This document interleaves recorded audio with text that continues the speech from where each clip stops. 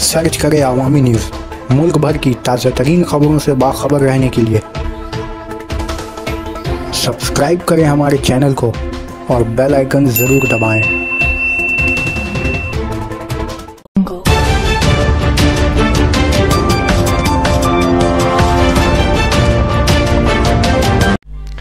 Trinamool MLA Idris Ali को जान से मारने की धमकी। कोलकाता 3 अगस्त।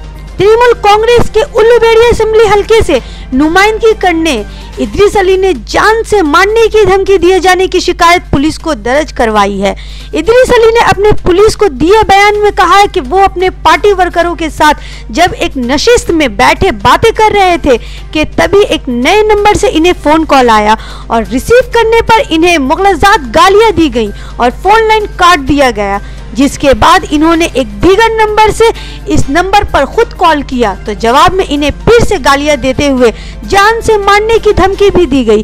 ताहम एमएलए इद्रिस अली ने इसके पीछे बीजेपी वर्करों का हाथ करार दिया है और पूरी बात की ऑडियो रिकॉर्डिंग पुलिस को सौंप दी, जबकि बीजेपी ने इस वाकये से खुद को अलग करार देते हुए इसे तृणमूल कांग्रेस की आपसी रसाकशी ठहराते हुए कहा है कि इस किस्म के मामलात रोजाना अखबार में सामने आ रहे हैं, जहां तृणमूल वाले आपस में ही एक दूसरे से बरसरे पैकार है।